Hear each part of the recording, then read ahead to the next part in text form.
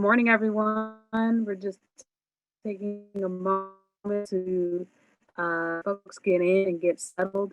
Welcome to the Air Force HBCU MSI Outreach Initiative. We have a very special guest here today, Miss Ellen Robinson. So just give folks about another minute or two to get settled in, and we'll go ahead and get started so we don't waste any time today. Uh,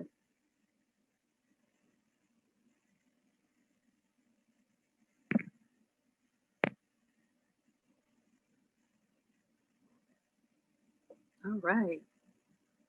So again, good morning, everyone. Welcome to the Air Force HBCU Outreach Initiative Ask Me Anything event. We have a special guest here every month. We'll have one. We'll have this month and November, and then we'll take a break for the year, and we'll start back off in January. Just so you kind of know what our ops tempo is. If you have any questions today, submit your questions in the Zoom chat box.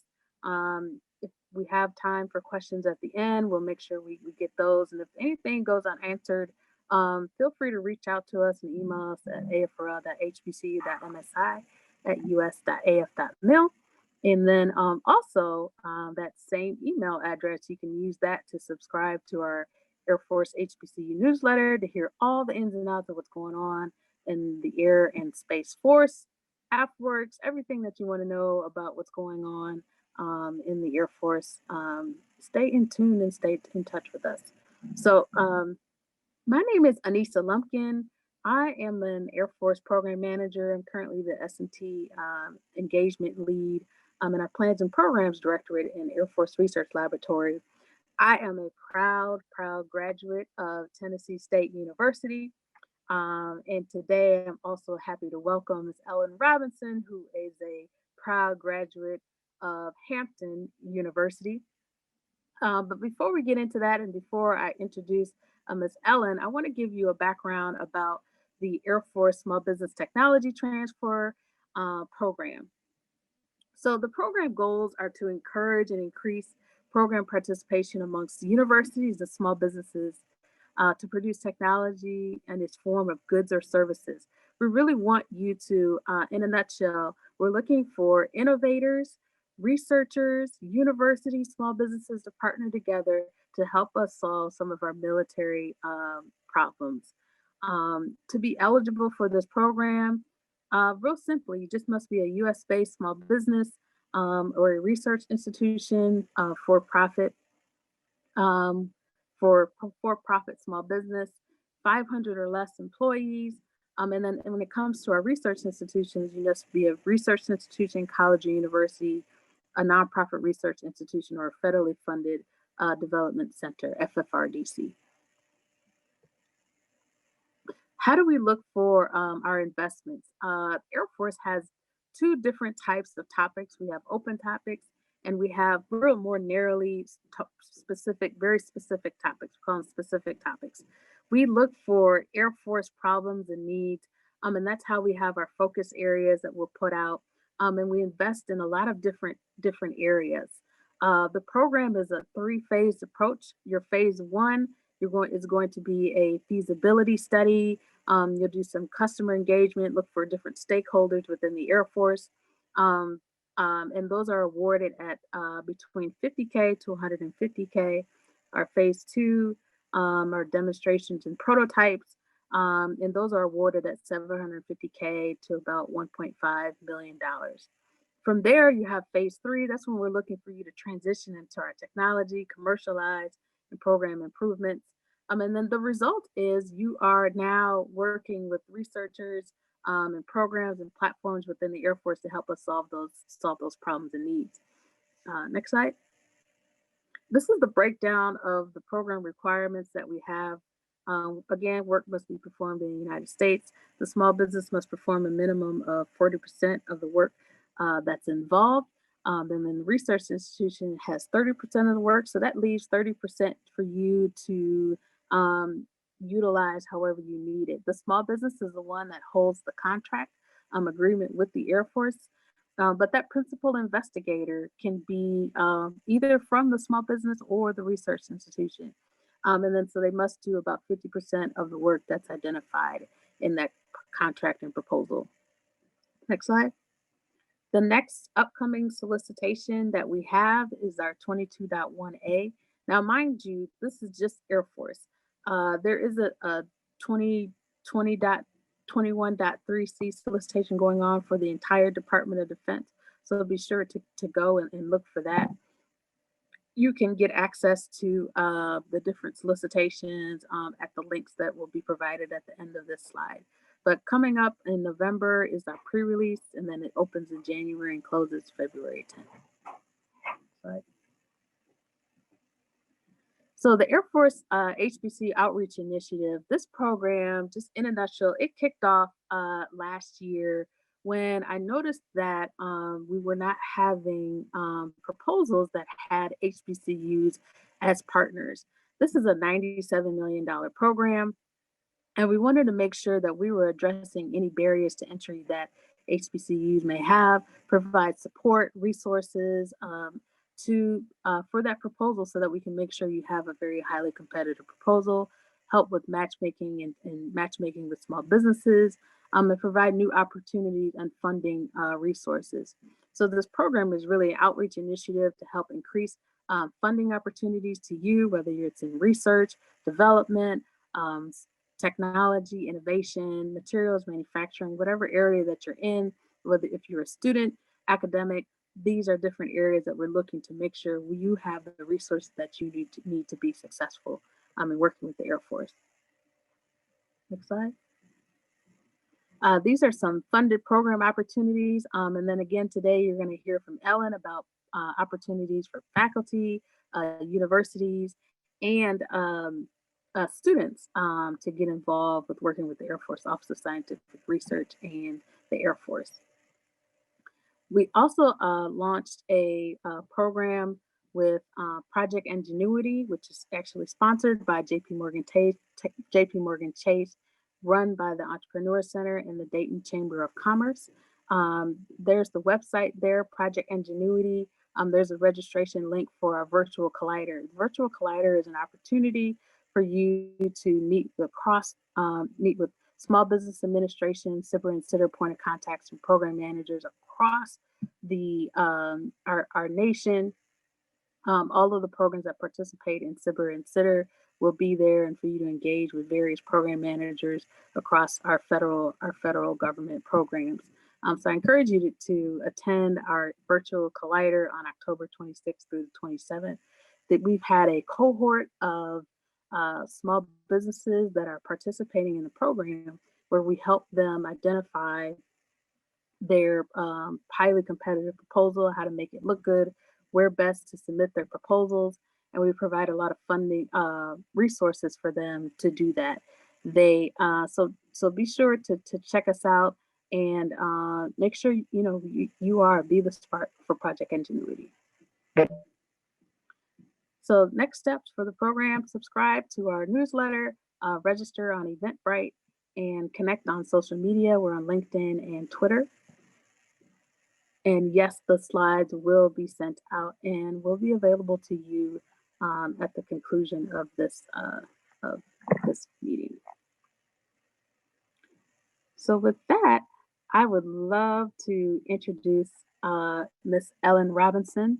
She is the program coordinator for the Air Force Office of Scientific Research, Science and Engineering Division, Physical and Biological Sciences Branch, and a Department of Defense Program Manager for the National Defense Science and Engineering Graduate Fellowship Program.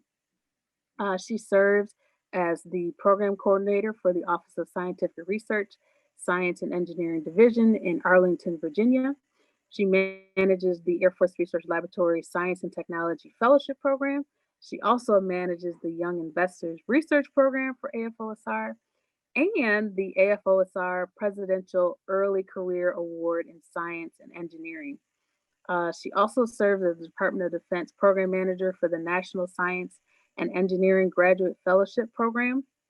And so in these roles, she develops workflow development policies, plans, and executes a budget totaling over $80 million annually for early career scientists and researchers. So let me repeat that.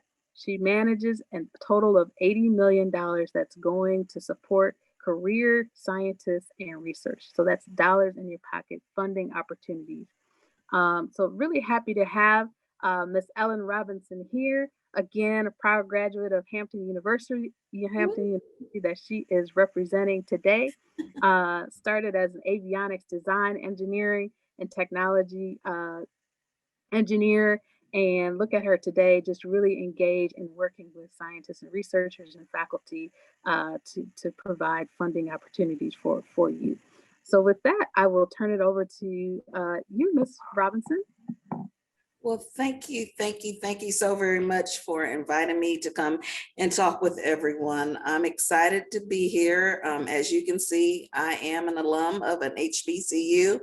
I realize the importance and the vitality that we have and the impact that we can have with young people, specifically in STEM education, but education as a whole.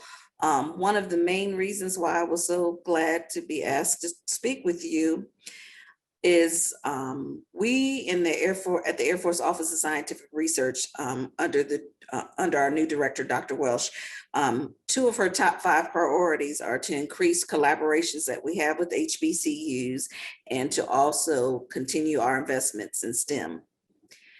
I have worked for AFOSR for the last, let me see, I came in 2013, so 9 years. And so I've been running these programs. And one thing I can let you all know is HBCUs are not taking advantage of some of the opportunities that we have. They, you know, the old saying that you've got to have a seat at the table so you know what's going on. But if you're not even accepting the dinner invitation when we do it, then you're not going to be able to have a seat at the table. For example, out of the 3 programs I run, the Air Force Research Laboratory program, the Science and Technology Fellowship, that is for postdocs and senior researchers such as yourselves. And then I run another program for early career scientists and engineers, those who have received their PhD within the last 7 years. And then another program I run would be more focused on your students. That is the NDSCG, the National Defense Science and Engineering Graduate Fellowship Program. That is a DoD program that I am the program manager of. So the Air Force, Army, and Navy, and also our new sister service, the United States Space Force, they will be joining that program with us. So there are other programs that are run out of AFOSR. For example, our DORP program that is run by Ms. Katie Wise-Carver, that is the Defense University Research Program, where you can get up to $1.5 million on equipment for your research. So for example, if you receive a grant from AFOSR, then you don't have to use your grant funds for equipment. You can apply for the DORP program and get funds that way. So if you could put my slides up, please.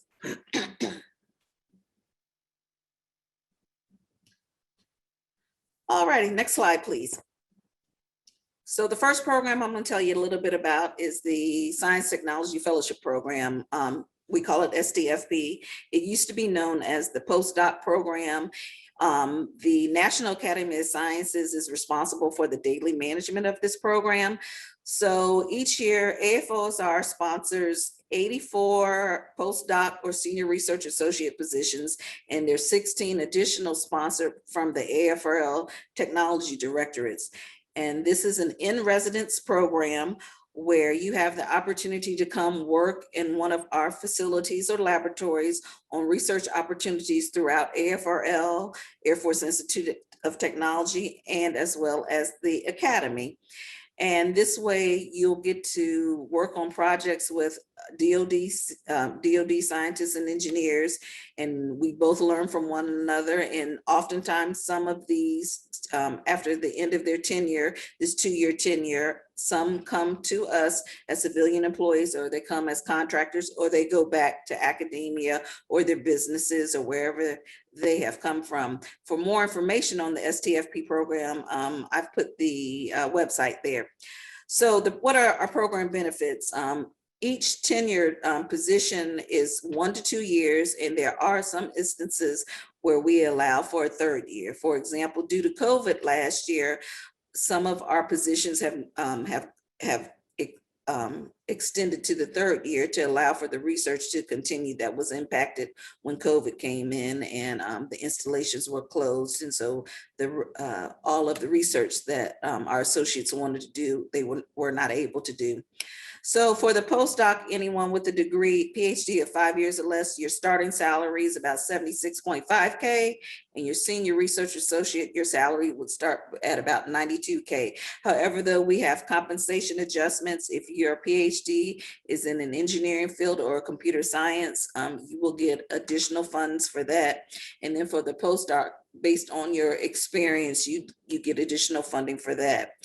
Other benefits include healthcare, not only for yourself, but your family. And we offer a $4,000 annual travel budget for you to do professional development or go to workshops or conferences. And if you do not use all of your $4,000 in the year one, it rolls over and you get an additional $4,000 for year two. So if you get a chance to go out to the website, you'll see there are over 300 research opportunities listed on the website at our various locations. And our application periods are February, May, August, and November. And you'll work with, well, I'll talk about that a little bit later on. So if you are awarded an STFP position, it normally takes 45 to 60 days to onboard. However, though, you may work with your research advisor to establish your start date, but it's not as though everyone has to start at the same date, because we understand there may be some other things going on. And our STFP research locations are USAFA, the Aeronautical Research Center, AFID at Wright Pat, and then our TD directorate. So we have them in California, Florida, we have several in Ohio, New York, Texas, where am I? Oh, New Mexico.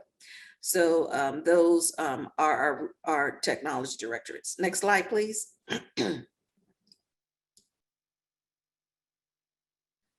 So you can go to the next slide because I kind of talked about that already. So again, here are our current research locations. As many of you know, the United States Space Force has stood up. So I believe they will also be coming into the fold, and there will be opportunities for you to work with the Space Force out in Colorado Springs if you will be interested in that. So just please continue to look at the website for more information as our Space Force comes on board. Next slide, please. So what is the process if you are interested in applying for this program? So you just submit electronically your application at the website, and it's going to be evaluated by a panel of experts at the National Academy of Sciences, and your application will be given a letter grade, and any application that received a B or higher will be put in a portal for those of us in the Air Force to choose from.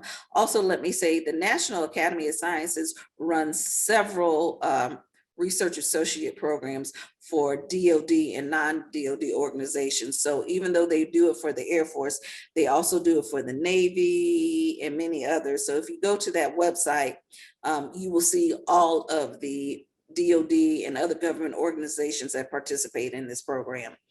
So what is your evaluation criteria if you do submit?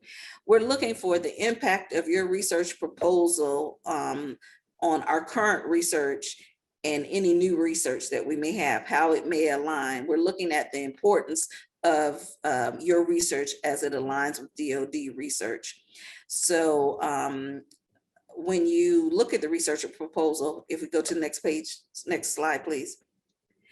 This is an example of a research opportunity. I just pulled it out, and you'll see that the location is at our director the Directed Energy Directorate in Kirtland Air Force Base, and it has the name of the advisor, Paul Levine. So he has described what he's looking for in his research. And for example, if you are interested in this, then you would contact Paul, and you would discuss your research and how it aligns to what he's doing. And he would help you draft your application so it could be the strongest candidate before you submit it to the National Academy of Sciences. This AFOSR STFP program is for US citizens only. We used to do US citizens and permanent residents, but in January 2018, AFRL took many of their programs and made them for US citizens only. So that is the one eligibility requirement that we have here, that you must be US citizens.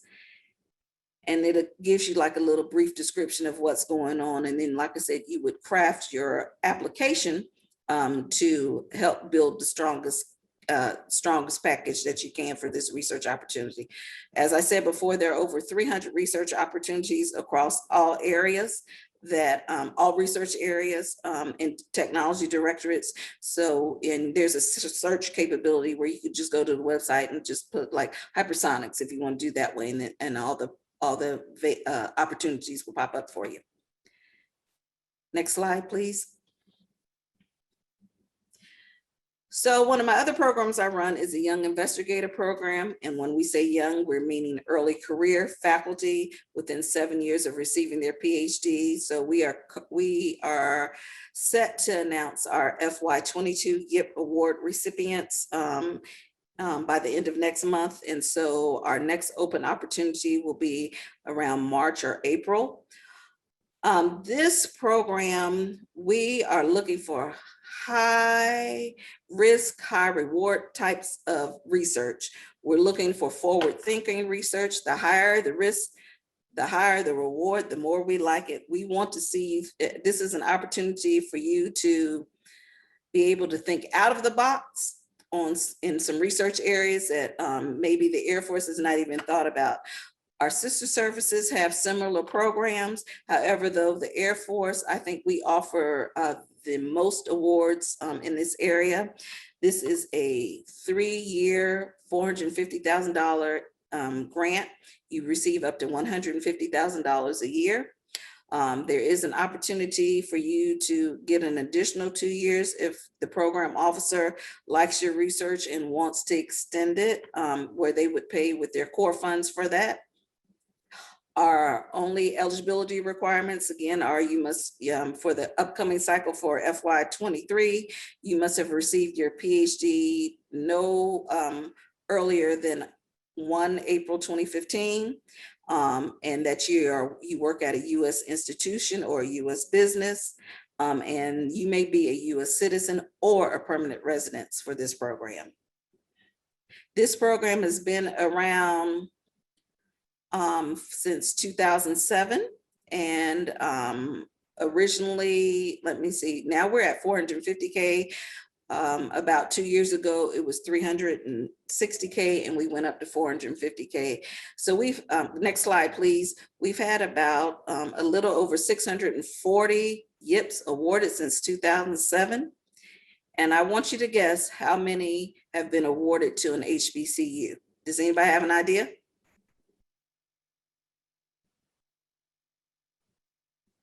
That is right, 0.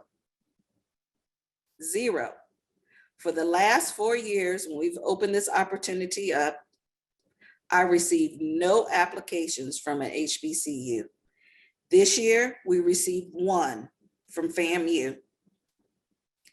So here's an opportunity that now that AFOSR's director wants to increase our collaborations and our research investments with HBCUs and MSIs, here's an opportunity for you all to bring your best and brightest early career faculty, including yourselves or someone that you may know, to apply for this program. In 2021, we awarded 36 YIPs, totaling 16.1 million, so 27 US institutions and businesses.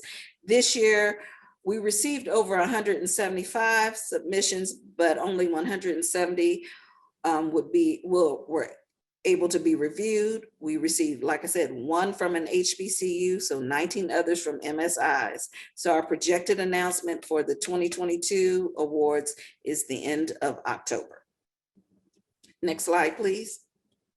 So this just gives you an example of the states where we have funded YIPs since 2015. The blue states are considered the depth score states, and I'm sure many of you know about the depth score program. It's an initiative that the DoD is trying to reach states in areas that have had little to no governmental funding, where there are programs that we set aside funding to do research in those areas. Now, for example, you can see like Indiana is a depth score state, but you all know, like I know, when we're talking about depth score institutions, we're not talking about like the Purdue's or other institutions that already have partnerships and are receiving money from the federal government. The purpose of the depth score states and picking schools from there are for the lesser known schools or the smaller schools that may not have had engagements with Air Force or DoD for that matter, that we're trying to bring them to the table. So this kind of just like lets you show. My hope is to get all of these states covered in the map now. Like Montana, we had some earlier on when the program first started, but I want to make sure that every state receives at least 1 YIP from AFOSR. Next slide, please.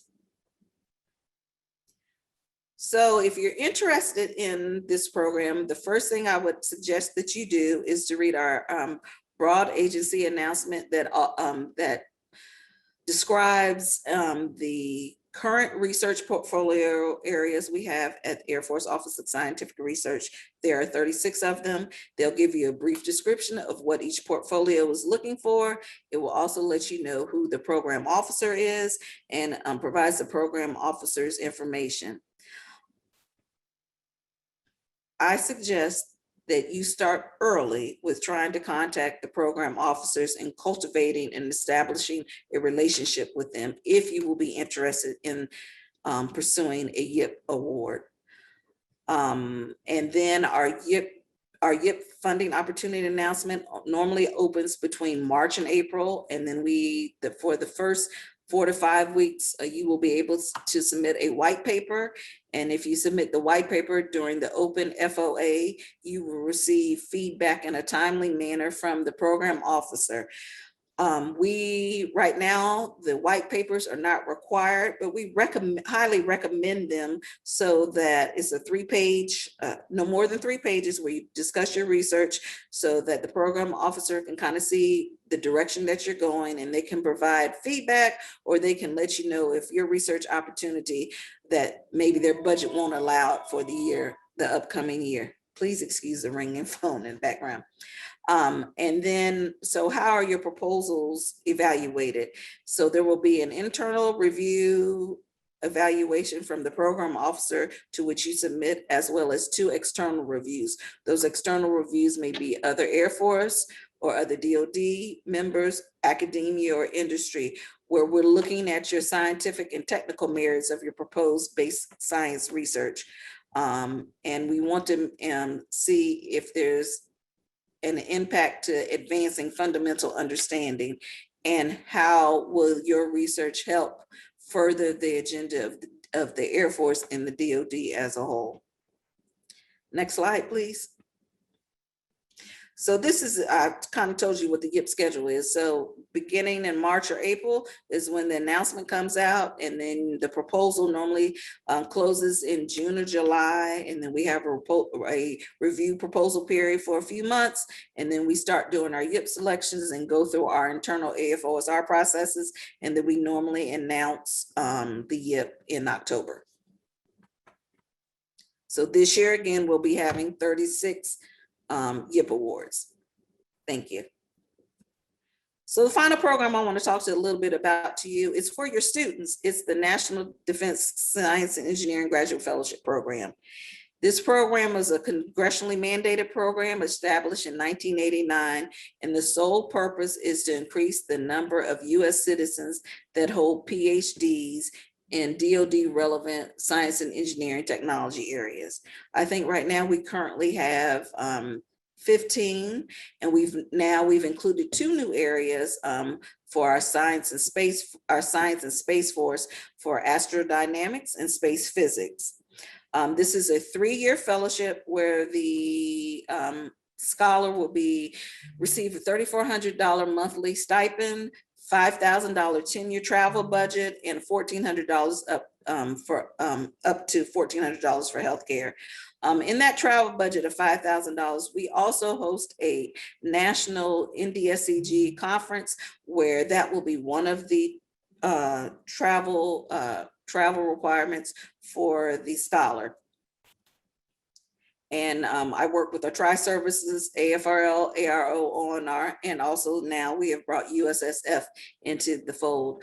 I am the DoD program manager, so I manage this program for all of DoD. I work closely with the Office of the Undersecretary of Defense, Basic Research Office, under their direction. So I work with them. And so this is the picture on here was from our first conference. Our first conference was in 2019 with the 2017 class. It was a 3.5-day event where we had 185 fellows come and they presented their research. Some participated in technical presentations and others did poster presentations, as well as they were able to listen to the various services commitment to DoD basic research and where we're going in the future.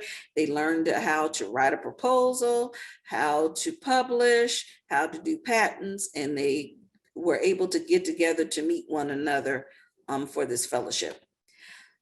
So we're projecting 162 awards this year, and we are in open season, the open application period now. Our application closes on the 19th of November, and then our awards will be announced late March or early April when we send out the award notices. So out of the 162 awards that we have, they will be split equally amongst the 3 services. USSF is still considered under the Air Force. So that's what about, was that 54 per service? Wait, my math might be off. So anyway, that's what we're looking at for 2022. And this is open. Eligibility is for US citizens and nationals only, no permanent residents for this opportunity. Next slide, please. Also, this program, the daily management of this program is run by ITSJV, Integrated Technology Solutions Joint Venture. So if you go to the website right here, you will find out all the information on the program, and you can direct your students to for this information. We view the NDSCG program as a pipeline for future DoD workforce development initiatives. We hope that we can bring these young people back on to be either civilians or work for a defense contractor, or even go back into academia and work on DoD related research. 2 things that we do now with the NDSCG program, because this program was the only DoD program that did not have a service commitment. And we wanted to educate these young scholars on the opportunities that we have in DoD for research. So we assign each scholar a DoD mentor that they will hold quarterly meetings with them. They'll advise them on career development. They'll let them know about possible internship and research opportunities and just help guide them along the way. Many of them are invited to come to some of their program officer, some of their mentors' annual meetings and present their research. I know the AFOSR program officers who are mentors, many of them have had the NDSCG fellows come and present their research. And this also helps them to start cultivating and developing their own collection, their own family, as you could say, of potential opportunities. And then I spoke about our DoD National Conference, where the fellowship presents their research and DoD senior leaders attend and talk about their commitment to basic research. If they have an opportunity to tour DoD funded laboratories and facilities, and there's a career fair they also participate in. This 2022 conference will be held in Boston, Massachusetts, and that is for our ND class of 2019 and 2020. We had to combine those since we had a year delay due to COVID. So we are developing that agenda right now, and we're going to be really excited to see over 300 fellows come and present their research to us. And there will be a research competition that we will be doing that week as well. So we really are dedicated to trying to educate these young scholars of all the different DoD and non-DoD opportunities. Last year, we had a virtual conference where the FFRDCs came to speak. So Georgia Tech Research Institute, MIT, and MITRE Corporation came and spoke to let them just know the opportunities that you have to work on DoD related research, whether you are a DoD civilian or not. Next slide, please. So these are the current research areas that the NDSCG fellowship offers. So if you know of students, or if in your university, if you all have students in any of these research areas, I suggest that they go to the website and take a look and apply. Like I said, we're in the open application period. And also we are looking for panel evaluators to be able to review the applications of these scholars. So if you are also interested in maybe being a panel evaluator, please go to the website and look under SMEs, and that will provide you information on becoming a panelist. Next slide, please. So this is just our NDSCG process. The fellowship applications are going on right now. Eligibility, you must be must have received your bachelor's by June of 2022 and have not gone more than 2 years into your PhD studies. Your student's application will be evaluated by science S&Es from academia, government, and industry. And that is during phase 1, where the top 30% will be bumped to phase 2. And in the phase 2 evaluation period, that is when we, the DoD, make our selections. So if you're interested in being a panelist, you must have had your PhD with 5 years experience or master's degree with 10 years experience. So what are our applications evaluated on? When you go to the website, you will see that all of the services we have are BAAs, FOAs, or strategy documents listed there. We ask that the fellow read through the strategy documents and the BAAs, look at the current research that we have, and then that way they can see how to write their application and how their research may relate to the research that we currently have going on. So this is just an opportunity. We ask that the potential scholars do a little homework and educate themselves on what DoD research currently exists. Next slide, please. So this is our current schedule. So as you can see, we're in the open application period to 19 November, and then you have until the end of October if you're interested in becoming a panelist. And then the first phase 1 application, where the top 30% will be selected, will be December to mid-January.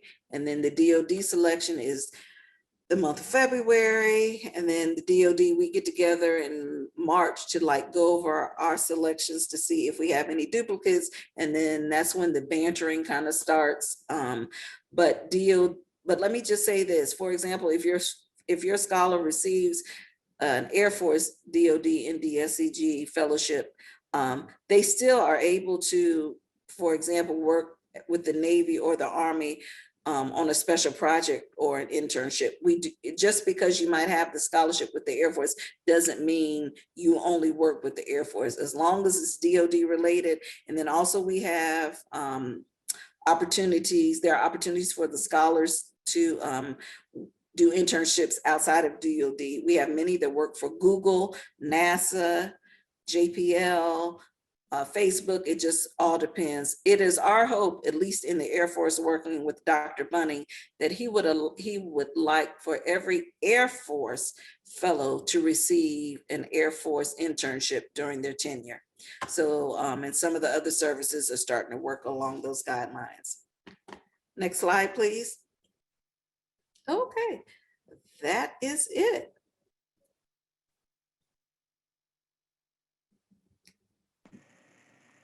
I return it to you, Anissa. Are there any questions? Thank you so much for just all of that wealth of information. Just really valuable. You know, it's always really surprising sometimes to hear that there is that $80 million investment in researchers and academia and students to pursue the research education, PhDs. And really, it's really important for everyone to find that, you know, find your star players, find your students and faculty, and encourage them to apply, you know, work with your office of sponsored research programs. To really, it's really important for HBCUs, MSIs to start participating in this program. And the first step is, right, submitting, getting those proposals in. And let me tell you, one thing I forgot to mention for this application period we're doing. I have made the applications process blind.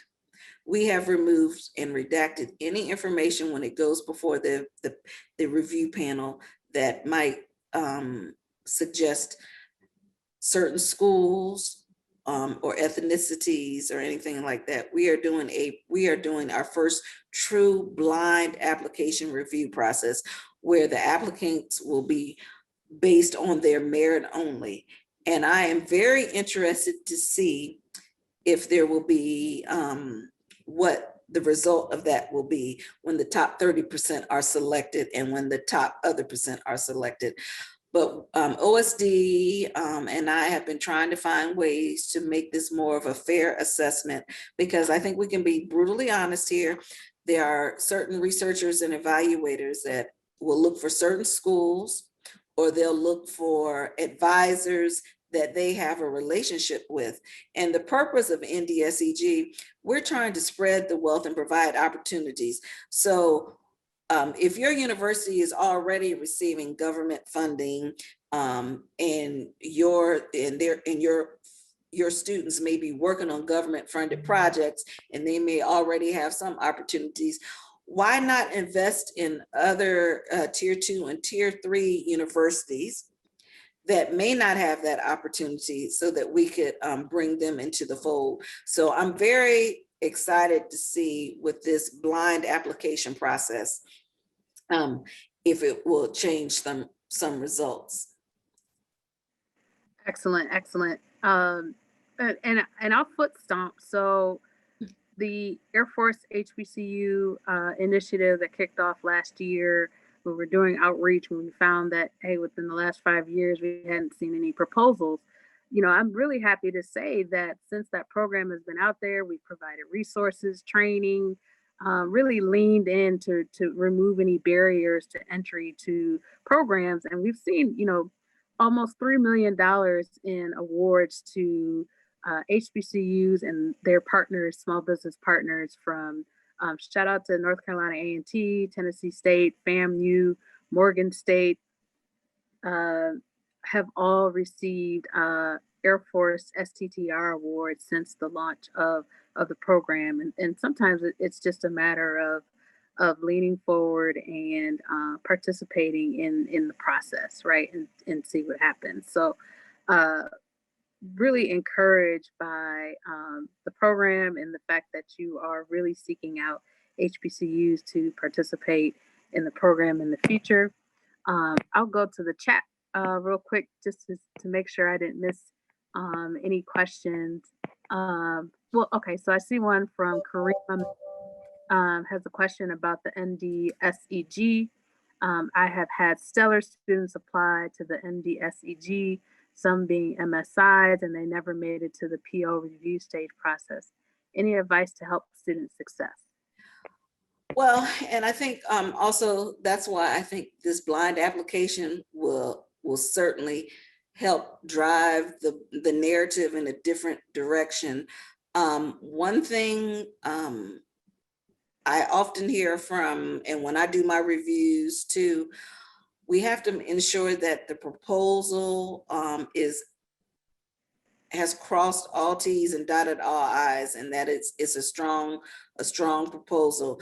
And we are looking for ways at AFOSR maybe to see if we can find some opportunities for grant writing proposals and things where we can help to ensure that the proposal is written in the best way possible. Another way that you might be able to help also is to become evaluators, panelist evaluators. We need your help. We would like for the evaluation panelists to be a third government, a third industry, and a third academia. Right now, we're hovering at about 70% is mostly academia here. So even though we are getting more DoD evaluators, we still have a strong hold in academia. So we are trying to find ways to get more people vested in this process, and also to look at it across the board, not looking for certain schools or certain student names. So again, I know I sound like a broken record. I'm really interested to see under this blind application process what might happen, to see if we can start shifting the narrative. And we're always trying to think of ways to make this process better. Is it the best that it can be? No, there are plenty of areas for improvement. So we're just trying to just find ways to just start making that change, making that cycle. And, you know, but then again, let me also share with you, this is another highly competitive award. We receive close to almost 4,000 applications a year, and we, you know, can only award a certain number. So it's very highly competitive as well. So when you put all those factors in, but we don't want to discourage, and we want you all to, we want folks to continue to apply or start applying, even like the Young Investigator Program. There have been people that have not been successful their first time they've applied for the program, but then when they receive the feedback from the program officers and then submit the next cycle, if they're eligible, they end up receiving the award. So, and, you know, and it's not necessarily that your application isn't good, but our budget is what it is, and there's only a certain number that we are able to award. So we have to kind of take out all that into consideration. And for like the Young Investigator Award that we do, we are trying to see I have a certain pot of money, $16-something million a year I have for the Young Investigator Award. But we're also trying to see if maybe the program officers can use their core funding out of their research area, maybe to fund additional awards. But even with that being said, remember the Young Investigator Award is a highly sought after award, and it's not for everybody. If you receive this award, you are really the creme de la creme. You're setting yourself above. So everyone that applies will not be able to receive the award just for that fact. Thank you. Thank you. We do have another question from Johnny. He says, great talk, Ellen. Will the STFP program open to university research faculty? And if so, can the research faculty jointly work between the university and the DoD Air Force? Yes, it's open for faculty members that want to do sabbaticals. However, though, I think the latter part about your research, you would have to speak with the advisor that you would be interested in working with to see, but you will have to move to whatever location the award would be. So if it was at the Wright Pat Sensors Directorate, you would be, well, in this technology, in the telework environment that we're in. As we begin to open back up, you would have to come to that research facility to perform your research for the year or two. Great.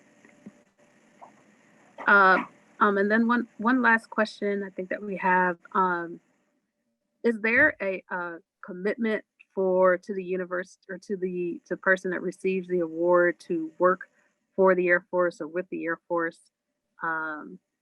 If they receive an award, and is there a time commitment that they have to work for the Air Force as like a civilian or anything like that? For the NDSCG, for any of our programs, no.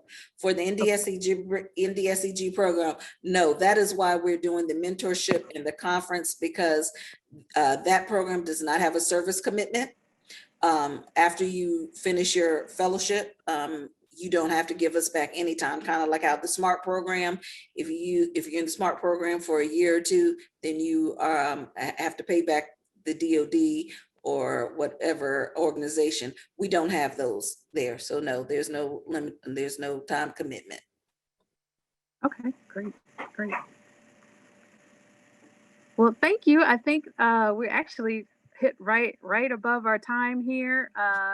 Thank you so much, Ellen, for being with us today. You just provided a wealth of information. I'm looking forward to seeing all of these new applications from new applicants come in, just to make your job just a little bit harder this year. And if any of you want me to come to your university to speak, or meet with your deans or your directors of your graduate programs or fellowships, I'm more than happy to do that. Last year, I went to FIU and a couple other universities and spoke with the students.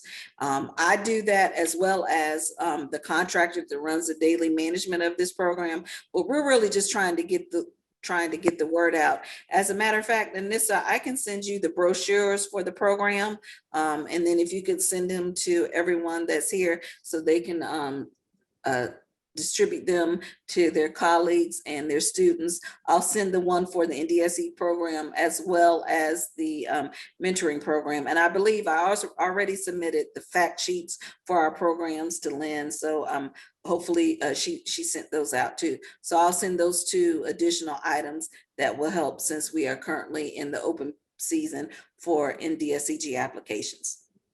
That would be great. Excellent. All right. Well, thank you so much.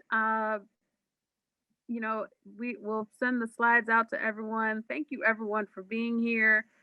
Great questions, great turnout, and just continue to let us know what kind of information you need to be successful in your efforts and working with the Air Force, researching and the Department of Defense as a whole, because we're always looking for new innovative approaches to our technology. Anissa, I just saw someone ask about the YIP application. The YIP is done through grants.gov. So the application is closed now, but if you want to go to grants.gov and look under the closed and just put AFOSR YIP. So if you want to see how the application is, you're able to do that. But the application for 2022 is closed. The 2023 application will open up in the March to April timeframe next year. Great. And maybe that's something to pursue, is a workshop or webinar on, grant writing, or how to submit a highly competitive grant or proposal for these programs. So, all right. Well, thank you so much. Thanks everyone for being here. Mr. Adolphe, did you want to say anything? I know I messaged you in the chat. So we actually have a celebrity on the line. Give him a chance. I wouldn't say celebrity, but I did want to thank Anissa for the effort she put into this, and we're definitely a recipient of that. We received a couple of SBIR awards that were not announced with Bowie State University. We've got some big announcements coming, I think, this week, so just stay tuned. But We're partnering also with A&T, and we're bringing all the HBCUs together to go after SBIRs and STTRs. We'll have a big announcement coming up, hopefully this week. All right. Well, tune in to Mr. Eric Adolfi for those big announcements coming up. All right. Thanks so much, everyone. Have a good afternoon. Take care.